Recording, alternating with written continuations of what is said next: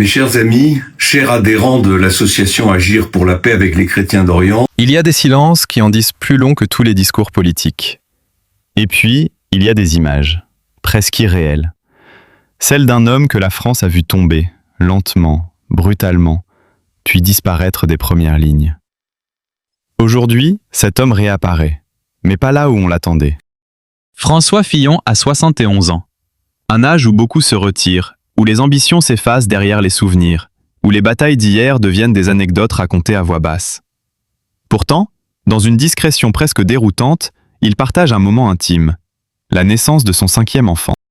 Une naissance, un début, une renaissance peut-être. Mais pour comprendre la charge émotionnelle de cet instant, il faut remonter en arrière. Revenir là où tout a basculé. Il fut un temps où Fillon incarnait la rigueur, la stabilité, une certaine idée de la droite française. Premier ministre pendant 5 ans, figure centrale du pouvoir, il semblait avancer avec la solidité de ceux que rien ne peut ébranler. Puis, en 2017, une fissure apparaît. Minuscule au départ, presque invisible. Et pourtant, cette fissure allait devenir un gouffre. Le scandale que l'on appellera bientôt le Penelope Gate surgit comme une déflagration. Les révélations s'enchaînent. On parle d'emplois fictifs, de sommes considérables versées à sa femme, Pénélope Fillon, pour un travail dont les preuves semblent floues, voire inexistantes. Puis viennent d'autres éléments. Leurs enfants, eux aussi, auraient perçu des rémunérations dans des conditions similaires. L'opinion publique vacille, les soutiens se fissurent, les regards changent. Ce qui n'était qu'une suspicion devient une tempête. Et au cœur de cette tempête, il y a une dimension qui dérange profondément, la famille. Ce noyau censé être sacré, protecteur, se retrouve au centre des accusations. Fillon ne nie pas tout. Il se défend, se justifie, parle d'acharnement, de complot, d'injustice. Mais la mécanique médiatique est déjà en marche, et elle ne s'arrête jamais. Celui qui était donné favori pour l'élection présidentielle devient, en quelques semaines, un candidat fragilisé, contesté, presque isolé. Chaque apparition publique est scrutée, disséquée.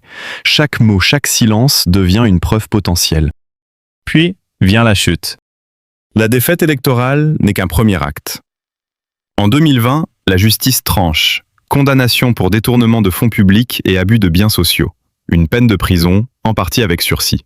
Une lourde amende. Et surtout, une interdiction de la vie politique pendant plusieurs années. C'est la fin d'une carrière. Brutale. Irréversible. Ou du moins, c'est ce que beaucoup ont cru. Car ce que les caméras ne montrent pas toujours, ce sont les vies qui continuent derrière les scandales. Les matins où l'on se lève sans agenda officiel. Les soirées où les discussions ne portent plus sur les stratégies politiques, mais sur des choses infiniment plus simples. Et peut-être plus essentielles. Aujourd'hui, l'image est différente. Il n'y a plus de pupitre, plus de foule, plus de slogans. Il y a un homme, une famille et un nouveau-né. Dans ses rares apparitions, François Fillon ne ressemble plus à celui que l'on connaissait. Le regard est plus calme, moins dur. Certains y voient de la résignation, d'autres, une forme d'apaisement. Mais peut-on vraiment parler de paix après une telle chute? La naissance de cet enfant soulève des questions silencieuses. Est-ce une tentative de tourner la page? Une manière de reconstruire, loin des regards, ce qui a été brisé publiquement? Ou simplement la continuité naturelle d'une vie qui refuse de s'arrêter au scandale? Car derrière l'homme politique, il y a un père. Et ce rôle-là, contrairement au mandat, ne connaît ni défaite électorale, ni condamnation judiciaire. Ce 5e enfant n'est pas seulement un nouveau chapitre. Il est aussi un symbole troublant. Celui d'un recommencement, là où beaucoup n'attendaient plus rien. Celui d'un contraste saisissant entre la chute publique et la reconstruction privée. Mais cette image, aussi touchante soit-elle, ne fait pas disparaître le passé. Le Penelope Gate reste inscrit dans la mémoire collective. Les débats qu'il a suscités, sur la transparence, l'éthique, les privilèges, continuent de résonner. Et pour certains, cette nouvelle vie familiale ne peut effacer les responsabilités d'hier. Alors, que voit-on vraiment dans cette scène? Un homme qui a payé le prix de ses actes, ou un homme qui, malgré tout, échappe encore au jugement moral de certains? Une famille unie face à l'adversité? Ou un système qui s'est refermé sur lui-même pour survivre? Un moment de bonheur sincère, ou une image soigneusement choisie pour redessiner une mémoire collective. Peut-être un peu de tout cela à la fois. Dans le silence de cette naissance, il y a quelque chose de profondément humain. Une vérité simple, presque dérangeante. La vie continue, même après les chutes les plus spectaculaires. Mais la question demeure, suspendue, presque inconfortable. Peut-on vraiment tourner la page quand l'histoire, elle, refuse d'être oubliée? Il y a pourtant une zone d'ombre que cette image lumineuse ne parvient pas à effacer. Une tension invisible, presque palpable, entre ce que l'on voit et ce que l'on sait. Car derrière ce berceau, derrière ce souffle fragile d'une vie qui commence, il y a une histoire qui, elle, n'a jamais vraiment trouvé de point final. Lorsque François Fillon se retire du devant de la scène, ce n'est pas seulement un homme qui disparaît. C'est une époque entière qui se referme brutalement. Les couloirs feutrés du pouvoir, les alliances construites dans l'ombre, les promesses murmurées à huis clos, tout cela s'effondre en même temps que son image publique. Et pourtant, certains observateurs le disent, Fillon n'a jamais été un homme simple à lire. Derrière la rigueur apparente, il y avait une forme de froide détermination, une capacité à encaisser, à attendre, à survivre politiquement là où d'autres auraient abandonné. Alors, cette nouvelle vie, est-elle vraiment une rupture ou simplement une autre stratégie, plus silencieuse, plus intime? Les proches évoquent un homme transformé, moins préoccupé par le regard des autres, plus attentif à ce qui se joue dans l'instant. Mais dans les cercles politiques, certains restent sceptiques. On murmure que l'on ne quitte jamais vraiment le pouvoir, qu'il laisse des traces profondes, presque indélébiles. Et puis, il y a cette question que personne ne pose frontalement. Comment vivre avec une chute aussi spectaculaire? Les condamnations judiciaires ne sont qu'une partie de l'histoire. Le vrai poids, disent certains, c'est celui du regard public. Cette mémoire collective qui ne pardonne pas facilement. Cette étiquette qui vous suit, quoi que vous fassiez. Dans ce contexte, la naissance de cet enfant prend une dimension presque vertigineuse. C'est un acte de foi, un pari sur l'avenir. Une manière de dire que tout n'est pas terminé.